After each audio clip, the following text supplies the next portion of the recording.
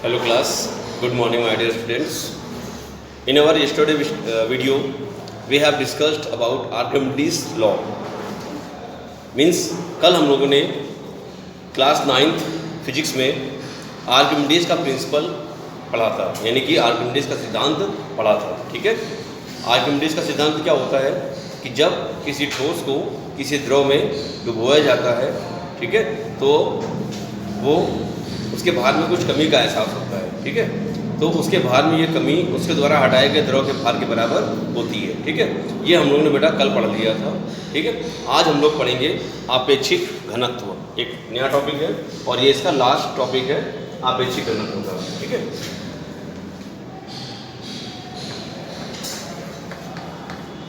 आपेक्षिक घनत्व.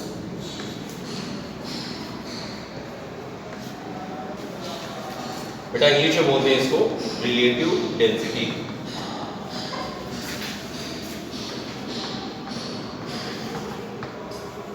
Relative density यानी कि आपेक्षिक घनत्व.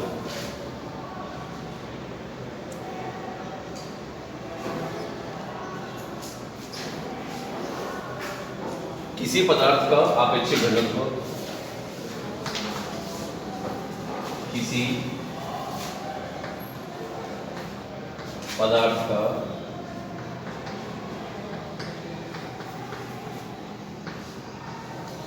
आपेक्षिक घनत्व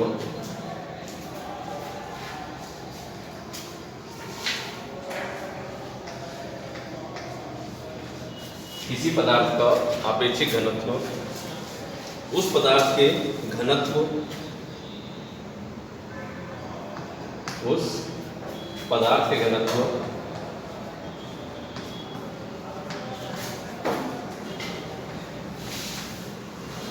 और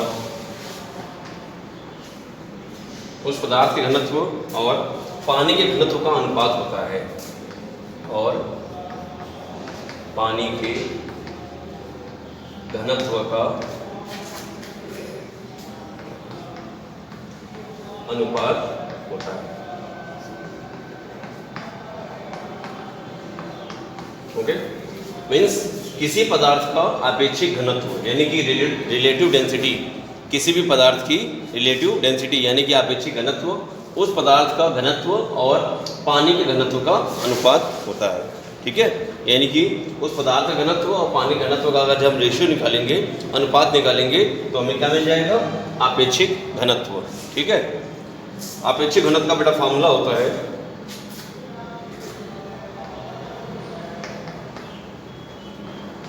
आपेक्षिक घनत्व बराबर किसी पदार्थ का घनत्व बटे पानी का घनत्व.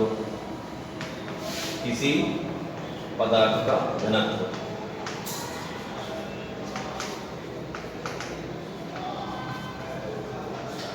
और इसका अनुपात किससे निकालते हैं?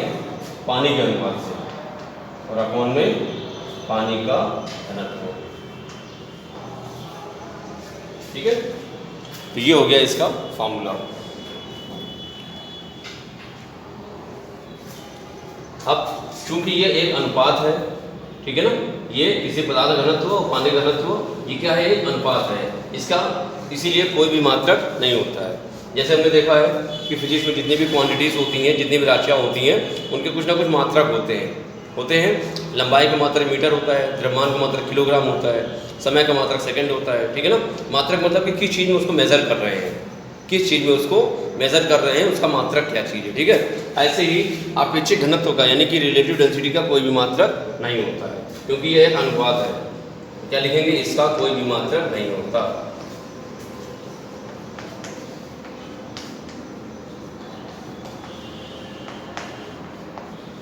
कोई भी मात्रक नहीं होता है.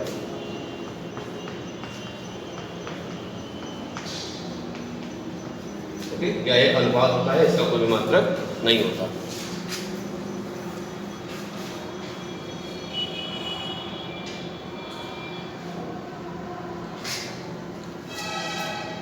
अब मैं यहाँ पे कुछ सारणी बनाता हूँ, जैसे कि आपेक्षिक घनत्व हमने सीखा ना, पदार्थ का घनत्व बटे पानी का घनत्व. ठीक है, तो हम कुछ पदार्थों के घनत्व भी आपको लिखेंगे, कुछ पदार्थों के घनत्व.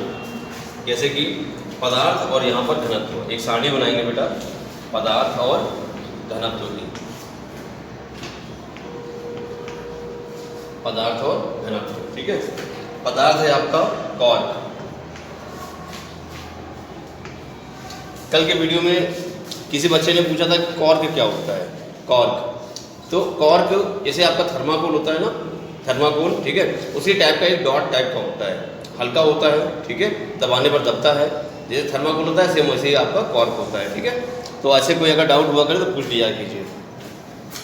तो कॉर्क इसका घनत्व होता है, घनत्व हम यहाँ पे लिख रहे हैं किलोग्राम पर मीटर क्यूब में, किलोग्राम पर मीटर क्यूब में इसका हम क्या लिख रहे हैं, घनत्व, ठीक है। तो कॉर्क का घनत्व होता है बेटा 0.24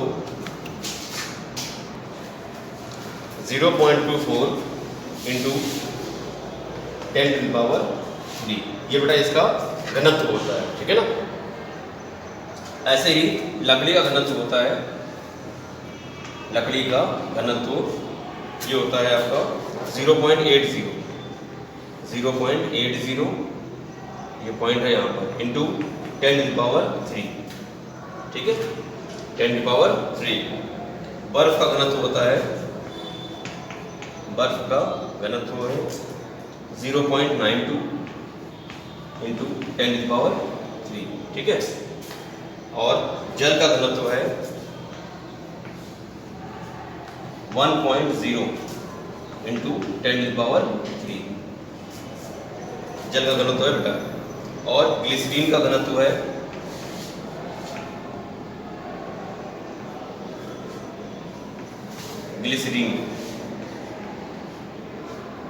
ग्लिसरीन का घनत्व है 1.26 इंटू 10⁻3, ठीक है। और कांच का घनत्व है, कांच का घनत्व है बेटा 2.5 इंटू 10⁻3, ठीक है।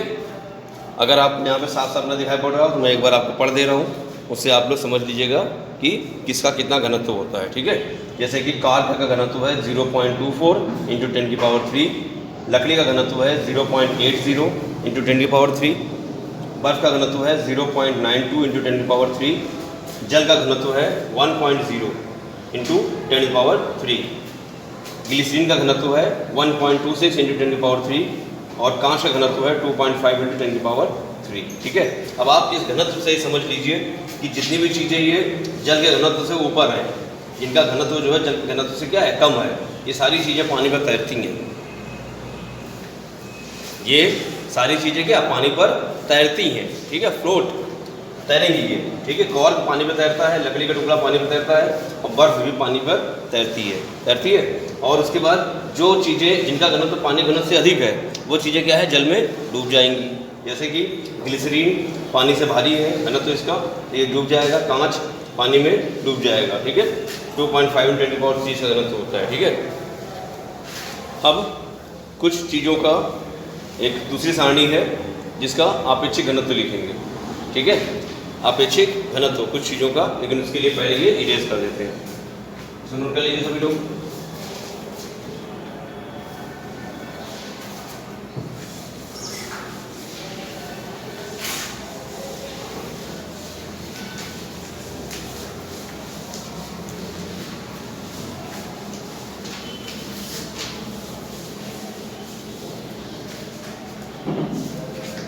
यहाँ पर पदार्थ और इधर आपेक्षिक घनत्व,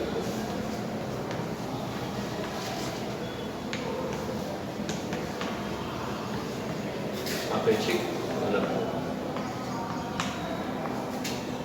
अब देखिए, जो अभी हमने पदार्थों के घनत्व पढ़े थे, ठीक है, पदार्थों के घनत्व, उसका जब हम जल के घनत्व से क्या करेंगे, डिवाइड करेंगे तो हमें क्या मिल जाएगा, आपेक्षिक घनत्व, ठीक है। तो ये टेबल हमको तब मिलेगी, ठीक है, पदार्थ और आपेक्षिक घनत्व की। तो कॉर्क का आपेक्षिक घनत्व होता है बेटा 0.24, कोई मात्रक नहीं होता है इसका, ठीक है। लकड़ी का होता है 0.80, लकड़ी का होता है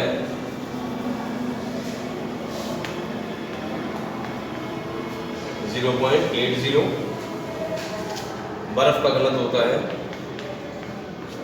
0.92 और पानी का घनत्व 1.00, क्योंकि पानी का घनत्व से डिवाइड करना है तो 1 आता है। ग्लिसरीन का होता है, ग्लिसरीन का घनत्व होता है 1.26, ठीक है। कांच का घनत्व होता है 2.5, कांच का घनत्व 2.5 और एल्यूमिनियम का होता है 2.7, एल्यूमिनियम